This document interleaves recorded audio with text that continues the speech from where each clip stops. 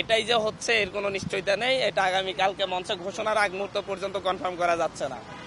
আর দ্বিতীয়ত আসলে বাংলাদেশের সকল শ্রেণী পেশার মানুষ মোটামুটি সকলের উপস্থিতি চাচ্ছি আমরা, যেহেতু জুলাই গণ অভ্যুত্থান পরবর্তী জন আকাঙ্ক্ষাকে ধারণ করেই সেই জন আকাঙ্ক্ষার ভিত্তিতে আমরা একটি পলিটিক্যাল পার্টি করতে যাচ্ছি। সেই জায়গা থেকে আমরা আমাদের শহীদ পরিবারকে দাওয়াত করছি কার্ড দিয়ে, আহতদেরকে আমরা দাওয়াত করছি, আমরা পাশাপাশি উপদেষ্টাদেরকে দাওয়াত করছি, এবং আমরা সকল রাজনৈতিক দল যারা ফ্যাসিবাদ বিরোধী আন্দোলনে আমাদের সঙ্গী ছিল আমরা তাদের সকলকে দাওয়াত করছি, সুশীল সমাজকে দাওয়াত করছি, শিক্ষক সমাজকে দাওয়াত করছি, এবং আমরা আমাদের বিদেশি বন্ধু যারা আছে কূটনীতিকদেরকেও আমরা দাওয়াত করছি।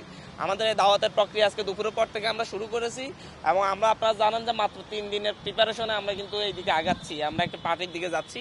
সুতরাং আমাদের প্রিপারেশনে অনেকটা অভাব রয়েছে, যার কারণে হয়তো আমরা সকলকে নিয়ে সব জায়গায় যেতে পারছি না। বিভিন্ন মাধ্যমে আমরা কাউকে মেইলের মাধ্যমে, কাউকে আমরা হোয়াটসঅ্যাপের মাধ্যমে, কাউকে আমরা সরাসরি নিজেরা গিয়ে আমরা দাওয়াত করছি।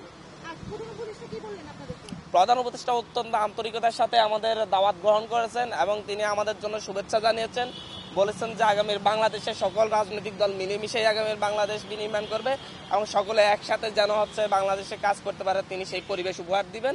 পাশাপাশি উনি আমাদের দাওয়াতটা আন্তরিকতার সাথে গ্রহণ করেছেন।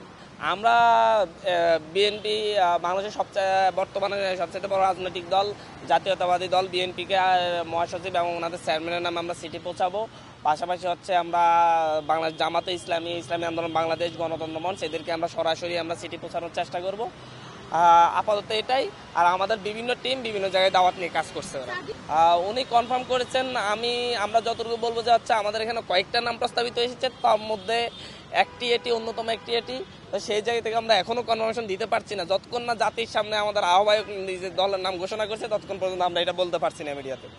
নারী নেতৃত্বকে আলাদা করে আইডেন্টিফাই করার যে ব্যাপারটা, এটা আসলে জুলাই আন্দোলনের মাধ্যমে দেশের মানুষ দেখেছে যে নারীরা নেতৃত্ব দিয়ে কিভাবে সামনে চলে আসে বা প্রয়োজনের সময় তারা কিভাবে হাল ধরতে পারে।